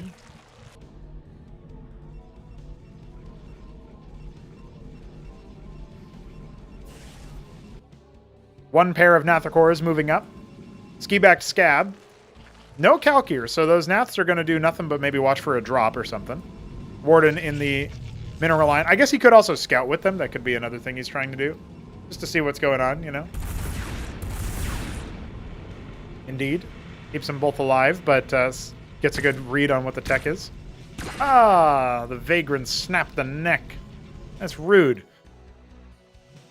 I don't think the idol-based army can really do much pressure here, especially as Hydras are starting to come out. Avaleth is also on the way, about halfway complete. Zets are kind of tripping over themselves at the moment, but let's see what they can do now. Trying to get a little bit wriggly with it.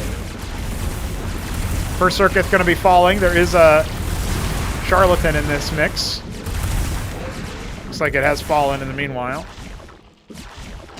Zealots are still pretty tanky, so no armor rend available. They're going to try to shrug off as much of the incoming fire as they can. That's where the Hydras really help out, really shine. Inablem has a decent number of units, but he is going to start to get outmassed. No stinky Protoss allowed in Fort Zerg. When Arbiz feels good enough to start typing, it's pretty good. He always has something funny to say. I don't know if you guys have ever caught a rare case where Arbiz will join us for a little co-cast. Casting with him is kind of like... It is the pro player cast. It's not like a showmanship sort of commentary. That's not really what he's doing. But he will often be like, oh yeah, this build is pretty cool. I like this aspect of it. He'll give you like the player perspective. You know what I mean? And oftentimes that'll come with, he's dead. Just lose one unit, he's dead. The classic move that the pro player cast can do. In the same way that if you had like a pro player in Counter-Strike cast a match, they'd be like, oh man, they lost 2 rounds in a row. That's it. They can't come back from this. They're very quick to call results a lot of the time, I notice. Vorvs have been added into the mix, and those are going to take a little bit longer for the idols to break down. But more crucially, they're also going to be a great opportunity at setting up for a surround. So Nebelheim needs to be very watchful of that. Nathrakor sort of in between the 12 o'clock natural and the, we'll call it 1 o'clock extra base. This Zealot just on a patrol path? No, just scouting out for other bases. We do have a third coming for both players at a similar time. Taking the same sort of base as well. More Hydras coming up. This is a scary set of Zerg army, you know what I mean? There's still a lot of minerals in the bank too, and macro hatches are a good choice.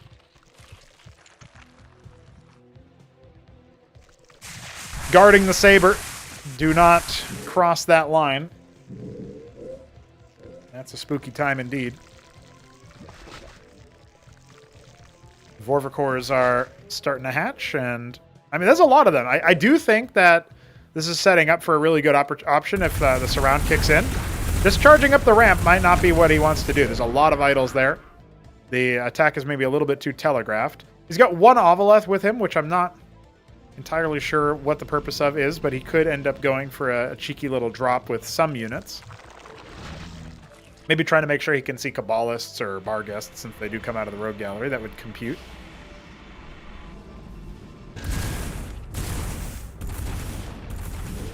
Ooh, very close to losing the Nathrakor, but he will end up falling away instead.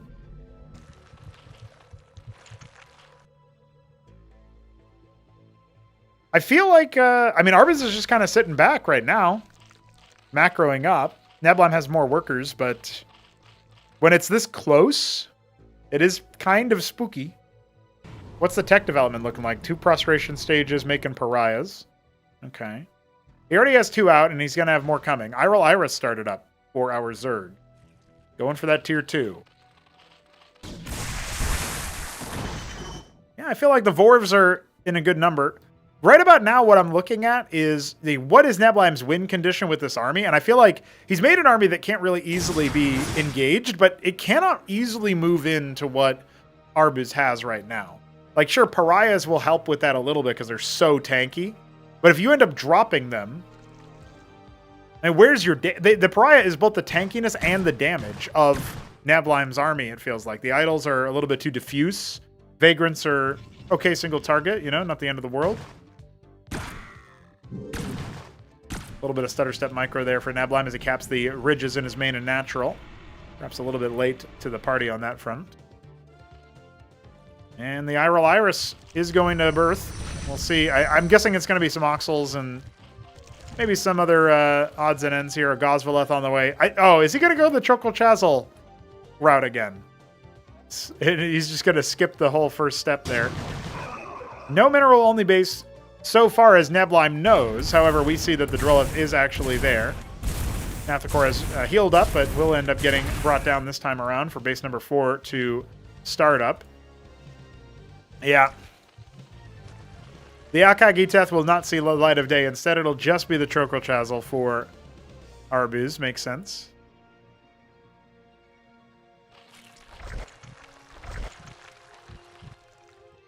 You know, I just realized, Arbuz British obviously using the name Reclaimers are bad.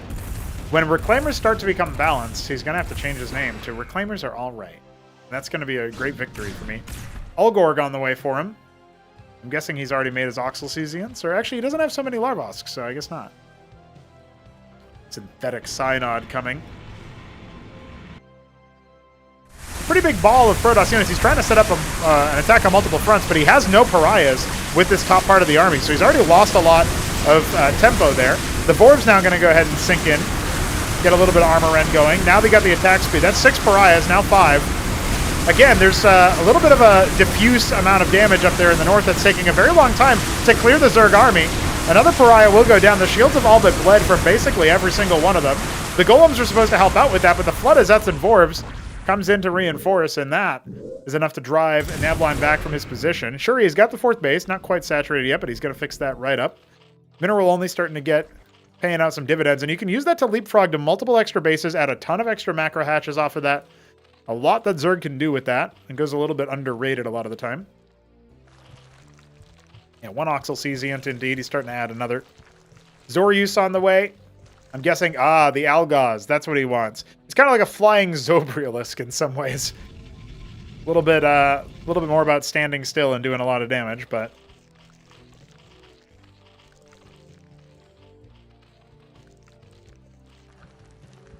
I'm going up to a 5th base here for the Zerg player. Finally 1 step ahead economically. Not the same worker count, that's for sure. Oh, I love this little Khaz'trith defense. This is so cool. A little bit of a run-by composition set up here. There's plenty of static defense erected at that 4th base, so that doesn't feel like it's too likely to do anything. At least these guys can kill that scribe before it takes any bases. Sycophants moving around. They'll spot the base at the 6 o'clock, and yeah, the engram warping in as well. That's going to be just a little bit too much there for Arbuz's small little Hydra squad to deal with. They will be able to pop these Sycophants, though, surely. They have a lot of armor, and they'll keep the shields going. Will they be able to get out? Backed into a corner almost. The distraction might be enough. That's a lot of Hydras away from the fight. Nebline was going to pick a time to do it. It would be now, but look, his main army feels very small. Where are the rest of his units, you have to wonder? Finally, the Sycophants will be going down. Off to the side, clearing out more and more of the map available for our Zerg player, a single Algaz. Belying the existence of Tier 2. Demiurge has arrived. The Synthetic Synod is done. No Crucibles for Nebline. A second Synthetic Synod instead. Definitely spending his money well, and he's macroing well. He's getting a lot of those, a lot of the workers for sure, but I guess eventually you get to a point where your army is no longer that scared of the Tier 1. How many Tier 2 units can we really possibly have? The answer is 7 through the Algaz.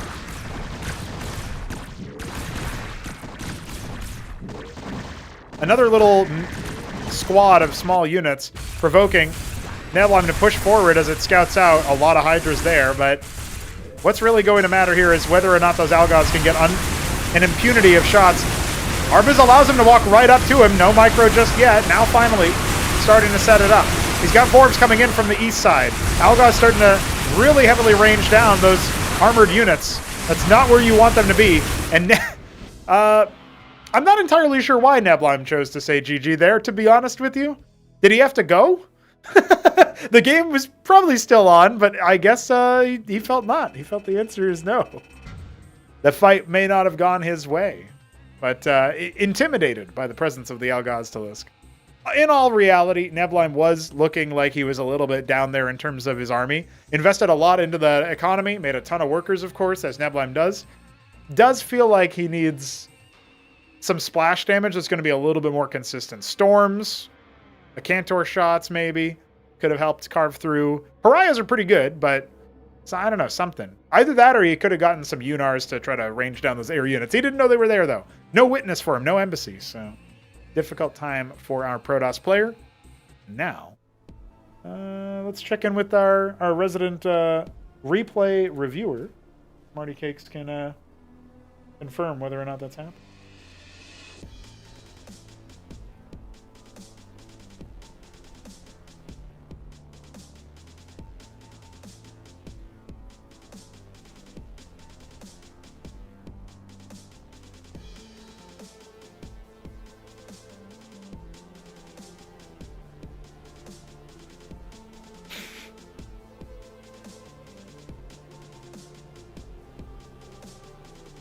Actually, I don't see any Smarty message. Did I miss it?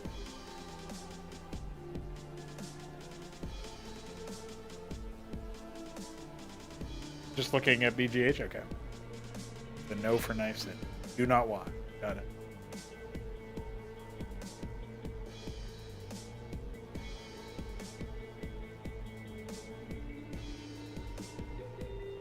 What's up, Tapoli? How you doing? Welcome. I got time for at least one more cast. Looking through some of the other matches here. Cool looking one between Shopdog and AOT yesterday on Crisis Vector, but there's an almost 30-minute, I'm sure, banger podcast, TVT, between Kutyam and Philly.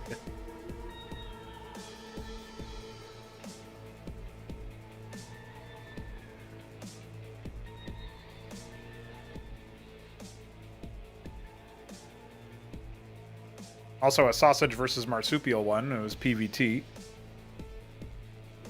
That was on Estación Fantasma. You wouldn't recommend the AOT game. Stockade into T3 Diadem Rush. Well, I would recommend that for memes. And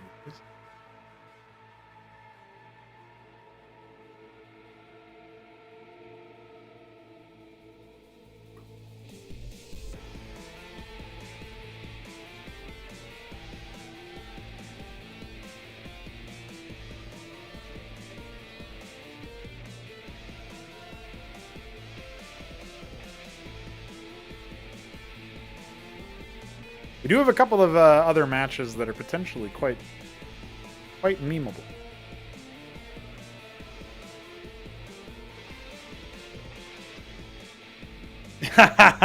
No evidence, Godwheat. There's no evidence.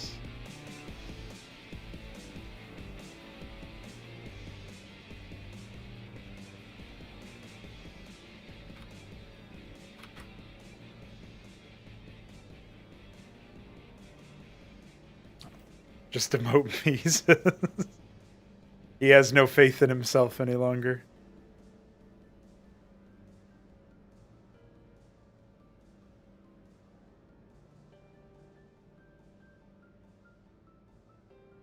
Okay, so let's do... Now this is... Okay, this... So we're going to be casting a 3-player free-for-all, which I'm sure is going to titillate some players, some homies. And it is between... Let's see here. Godwheat playing Protoss.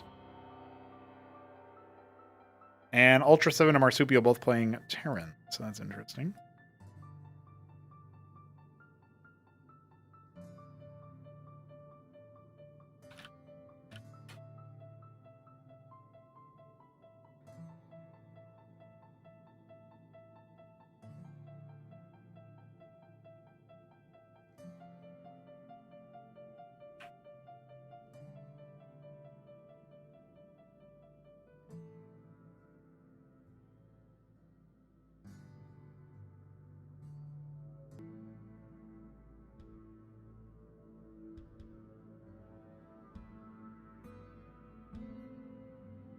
Oh my god, this is going to be a dirty game, I can already tell.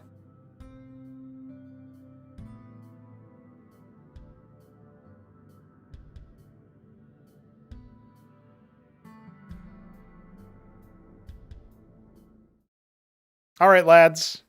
Godwheat in the top left is our purple Protoss. In the bottom middle is our smoky black Terran. That is Marsupial. And in the bottom right, Periwinkle, deep Periwinkle, in fact, is Ultra 7. And the two newer guys have spawned next to each other while Godwheat is playing Protoss as our veteran and realizes nobody's next to him. Nexus first. You won't. You won't. He's going to Nexus first. God. Ugh. Ugh. Disgusting. Fulcrum on the way here for one of our Terran players here. That's Marsupial, and Ultra 7 is going to be going bio, a little bit more defensively minded, perhaps. Of course, this is bigger game hunters, which is it's just BGH. There's no changes to it as far as I know, but we call it something different because we call it everything different here in Cosmonarchy. Cannoli ported it, if you will. I guess there are some changes, right? The ridges exist, so that's enough.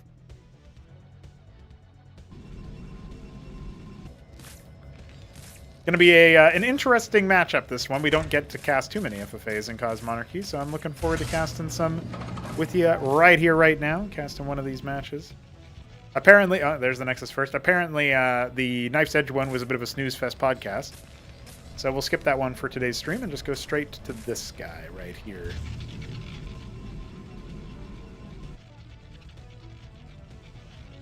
I did go ahead and post up a prospective stream schedule. Every Monday, I typically try to make sure I do that. If I'm really on top of things, I can even do it Sunday night, but can't always do that. You can check that out on the Discord server if you like. So Ultra 7 scouting around with his Mason. It won't actually be the first victim, at least not yet, laying a random mine. Then Marsupial will eventually confirm what's going on here. Somehow nobody has found each other yet, if I'm not mistaken. About to change with Godwheat scouting towards the bottom right. There's going to be some Mavericks and Hurricanes available. I've seen Ultra 7 play exactly one really humorous game against Vilius, where both players almost killed each other, and then eventually Ultra 7 did lose. But it was tight. It was close. Somehow Godwheat's plot armor allows him to skip losing that scribe. But there are vultures coming. Goodbye. Marsupial just commits double murder with the worker kills. Oh no, Ultra 7 is about to lose another one. Don't worry, this guy's just tagging along for the ride, though. He's holding the camera. He's filming the YouTube short. He's got the GoPro. Gateway starting to get added.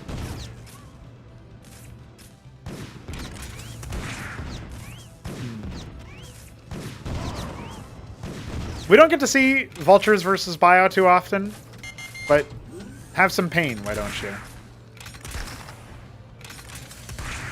Scoop him up. No, the Huracan abandoned his Cyprian brother. Unbelievable. Dude, I just saw Ahmed attack a vulture from inside an anchor. That's wild. I've never seen that before. Alright.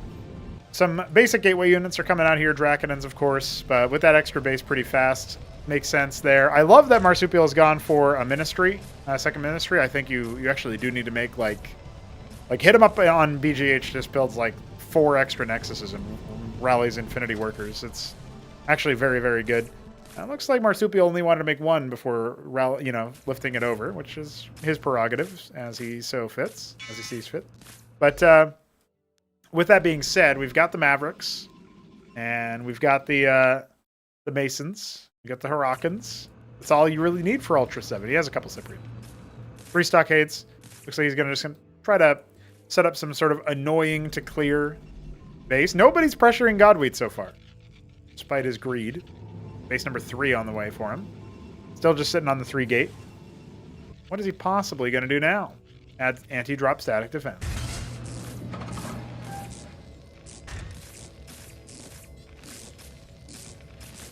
Goddamn bots. Bots in the Twitch chat. Abort, abort.